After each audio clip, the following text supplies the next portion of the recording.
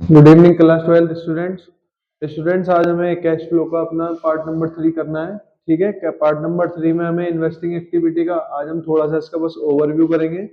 Numerical इसके ऊपर हम जो इसके ऊपर बेसिस न्यूमेरिकल रहेंगे वो हम कल करेंगे। आज हमें सिर्फ समझना है कि इन्वेस्टिंग एक्टिविटी होती क्या है। ठीक है, इन्वेस्टिंग एक्टिविटी में क्या करते हैं, इन्वेस्टिंग एक्टिविटी का मतलब ये होता है कि हमें किसी एसेट को खरीदने में पैसा लगाना है। एसेट को खरीदना, एसेट को खरीदना या बेचना, खरीदना या बेचना, सिर्फ हमें इसमें डील करना है कि हम एसेट को खरीदेंगे या बेचेंगे। ठीक है, अब एसेट में भी कौन से एसेट्स आएंगे, यहाँ पे सारे एसेट्स आएंगे फिक्स्ड एसेट्स वाले। ठीक है ना, फिक्स्ड एसेट्स आ सकते हैं। फिक्स्ड एसेट में टेंजेबल भी होते हैं, टेंजेबल मतलब जिनको हम छू सकते हैं। इसमें इंटेंजेबल भी हो सकते हैं, इंटेंजेबल मतलब जिनको हम छू नहीं सकते, सिर्फ महसूस कर सकते हैं, तो ये हो गए इंटेंजेबल। ठीक है, जब भी मैंने आपको कल बताया था, जब भी हम खरीदते हैं तो पैसा जाता है। क्या होता है, पैसा जाता है। खरीदते हैं तो पैसा जाता है और बेचते हैं तो पैसा आता है, पैसा आता है। तो चलिए यहाँ पे हमें समझना है कि किन किन वेज से पैसा आएगा और किन किन वेज से जाएगा। तो सबसे पहले पढ़ो प्रोसीड्स। प्रोसीड्स का मतलब होता है in proceeds from sale of tangible fix assets. बेचने पर कौन से एसेट्स को, टेंजेबल एसेट्स को बेचने पर जो मेरे पास पैसा आया, ये वर्ड देखना है आपको बस, सेल्स। जब भी सेल होगी हमारी, इसका मतलब हमें पैसा आने वाला है, और जब पैसा आएगा टेंजेबल एसेट के थ्रू आएगा, और पैसा आ रहा है तो इसका मतलब मुझे यहाँ पे क्या करना पड़ेगा, इसको प्लस करना पड़ेगा। ठीक है, दूसरी एक्टिविटी में, दूसरे नंबर के आइटम में भी ये लिखा है, देखो proceed from sale of investment other than marketable security. Marketable security को इसमें इंक्लूड नहीं करते, ये मैंने ऑपरेटिंग एक्टिविटी पढ़ाते वक्त ही समझाया था। ठीक है, इन्वेस्टमेंट वो वाली इंक्लूड करते हैं जो लॉन्ग टर्म इन्वेस्टमेंट रहे। ठीक है ना, लॉन्ग टर्म इन्वेस्टमेंट।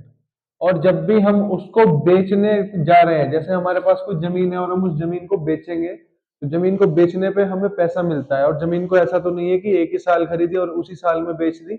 जमीन को हम कुछ टाइम तक के लिए अपने पास रखते हैं, एक साल, 3 साल, 4 साल, 5 साल, ताकि उसके रेट बढ़ सके, और रेट बढ़ने के बाद हम बेचें। तो यहाँ पे हमने इन्वेस्टमेंट करी तो थी, लेकिन अब हम उसको बेच रहे हैं उस चीज में, तो जब हम बेचेंगे तो हमारे पास पैसा आएगा, तो यहाँ पे भी प्लस कर दिया जाएगा।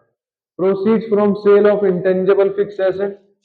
अब देखो, इंटेंजिबल फिक्स एसेट में तुम्हारी गुडविल भी आ सकती है। ठीक है, इंटेंजिबल फिक्स एसेट में गुडविल भी आ सकती है, और जब ये एसेट है और बिक रहा है तो मेरे पास पैसा आएगा ही। Interest and dividend receive. Interest कब होगा, इंटरेस्ट कब मिलता है, जब हमने किसी को पैसा उधार दिया हो या हमने किसी को डिवेंचर इशू किए हो। और डिविडेंड कब मिलता है, डिविडेंड मिलता है शेयर्स में, डिविडेंड मिलता है शेयर्स पे, और इंटरेस्ट मिलता है डिबेंचर्स में। ठीक है ना, इंटरेस्ट मिलता है डिबेंचर्स में। तो जो भी ये हमें रिसीव हो रहा है ना, रिसीव का मतलब हमें मिल रहा है, और जब हमें मिलता है तो प्लस करते हैं। नेक्स्ट में आओ, रेंट रिसीव। अगर मेरी कोई प्राइवेट प्रॉपर्टी रही होगी, जैसे मेरा कोई फ्लैट है और उस फ्लैट को मैंने रेंट पे दिया हुआ है, तो उस फ्लैट से हर महीने मुझे किराया आएगा, किराया आएगा तो पैसा आएगा, पैसा आएगा तो प्लस करेंगे। अब देखो, किसी भी एसेट को अगर परचेज करते हैं, परचेज, परचेज का मतलब होता है खरीदना। दुकानदार से सामान खरीदोगे, जब दुकानदार से सामान खरीदते हो, सामान तो वो तुम्हें जब ही देगा जब तुम उसके सामान के पैसे दे दोगे। तो ऐसे ही हम जब टेंजेबल फिक्स एसेट खरीद रहे हैं तो पहले हमें उसको परचेज करना पड़ेगा। परचेज कैसे करेंगे, पैसा देना पड़ेगा। और जब कोई भी चीज खरीदोगे तो पैसा क्या होगा, जाएगा तुम्हारे पास से, और जब पैसा जाएगा तो कैश फ्लो स्टेटमेंट में सर आपने सिखाया था कि हम यहाँ पे माइनस करेंगे।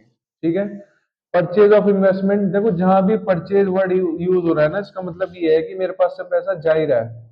Purchase of intangible fix asset, goodwill वगैरह, तो ये भी हमें परचेज करनी है। ठीक है ना, प्लस और माइनस वाले आइटम मैंने सिखा दिया आपको।